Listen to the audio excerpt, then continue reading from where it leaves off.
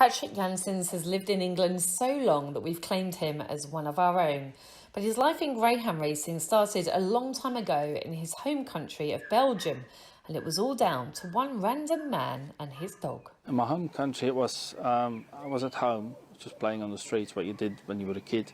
And there was sort of a man in the street, and he had 2 Africans and 1 greyhound, and he used to like the greyhound. And then he told me he raced them, and so I went with him one Sunday to the track, and you only run for really a bunch of flowers or a trophy. And I really liked it, and I got into it more and more and more. And then, you know, I couldn't speak English at all because our second language is French. So, and then one year we come to England and went to Wimbledon and went to Hackney, and that's how I got involved in it, like that way. It was a roller coaster, but back in the day when you were just a boy, it was your mum that eventually said you could have a dog. I could have a dog if I had a good school report. That was in, I think it was 1984, and then I had this dog, and I had him at home, and he was only 12 weeks old. I reared him myself. Before I went to school, I took him over the forest and into the fields and let him off, and then we took him to a track when he was sort of 13 months old, and he looked good, but then they had to drive me to the track because I couldn't drive. And then in 1986 I finished second in the Belgian championship with the dog, and then you know, I got more dogs and better dogs, and just no different from over here really. But it is different in Belgium in the way it's run, isn't it? Oh yes, it's just, there's no gambling at all, it's just a hobby. You know, but there was some great racing there. We used to go to Geldrop, Amsterdam, in Beringen in Belgium, and yeah, we went to Germany as well, and we went to France, and everywhere in Europe really we went racing. So you have essentially trained greyhounds since you were 10 years old, but I think you got to your 20s when you decided that you would basically travel the world and learn your trade fully. I always wanted to go to America, and it was in 1992. You know, you needed an international driving license to drive in America when you rent a car. So I went to a travel agent and I booked a holiday to Florida, and I wanted to see the greyhound tracks there.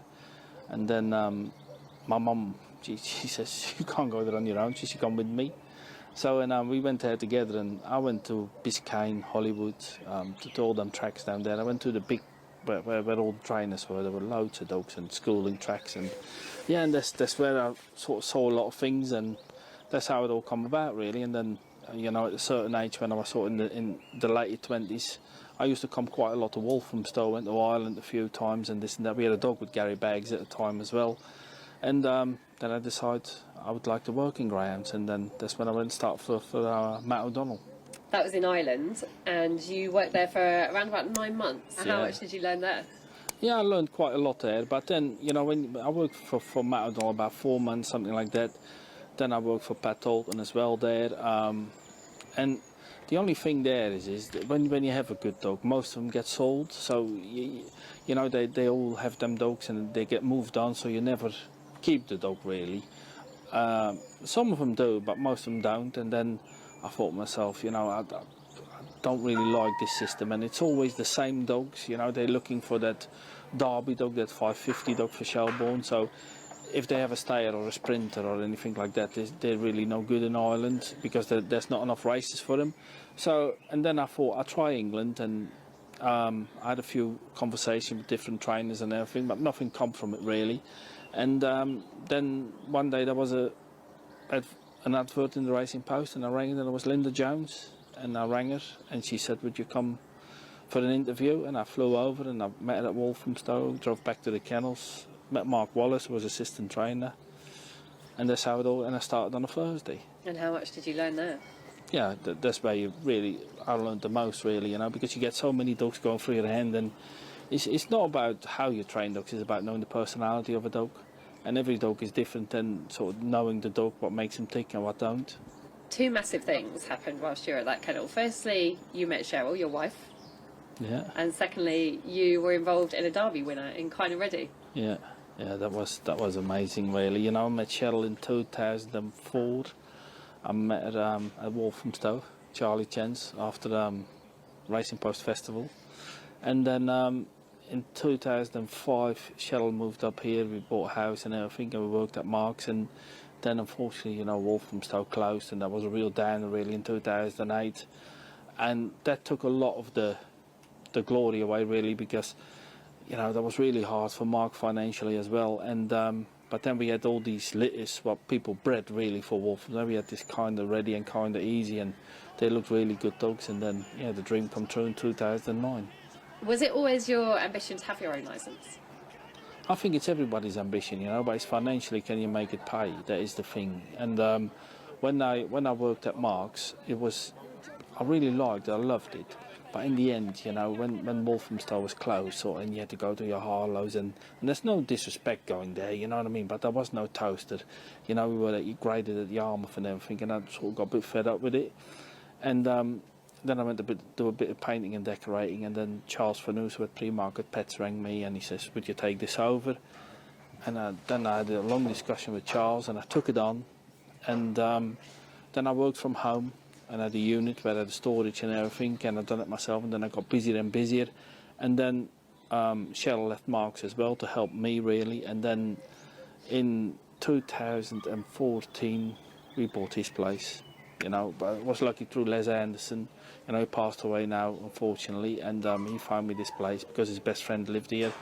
That's how I bought this place. And then, you know, we had a few dogs, and we ran them at Mildenhall. And then one day Chris Page rang me. He says, Toaster's gone open, would you come and run here? I says, I only got 5 dogs, so I says, I don't really want to come there twice a week. If you can put them out on a Saturday night, I will come. So I went down there, and they went through the grades, and then you meet someone else, and I met Evan Herbert, I met Andy Pelly, and, you know, they were from the Walthamstow days, so they give me a dog, and then from one come the other, and that's how it all come about, really. And now to this, Derby winning trainer.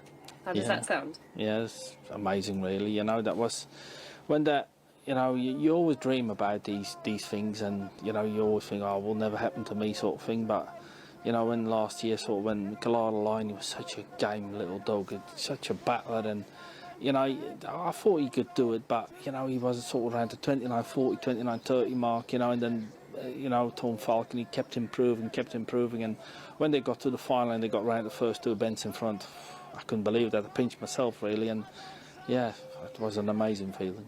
If you look back now to the 10-year-old boy who got his first dog, what advice would you give him? I'm glad I've done it. I'm really glad I've done it. I'll never forget, I came in 1996, the first time to the Derby final in England. That was when Some Picture won. And I thought, wow, you know, this is what I love to do. But I thought, how am I going to do that? And then when I made that decision in 2000 to move away from Belgium, you know, I mean, that was quite difficult because, you know, I liked where I lived. I had my friends, I had everything, you know, but when you go to work every day, you hate it, you know. I thought, I got another 30, 40 years to do this, and I can't do this. I had to do something with my life. I want to do something in life what I like doing, and that's when I approached an advert. It was, I'll never forget, the Greyhound Weekly, and I wrote to it because there was no phone number, and then I'm scared to think what I wrote because I couldn't really write English. So Matt O'Donnell rang me, and then he said, would you come over? And I went over, and it was the year when Late Show was running, and Drupas Kiel and Drupas Fieri semi-finals of the Derby, and that's where I met him. Went to Killenhall, saw the kennels. Jennifer was only little then, Jennifer O'Donnell and Matthew, and Francis was there, and I worked there for a couple of months, and that's how it all come about. So you wouldn't change a thing? No, I wouldn't change a thing, no.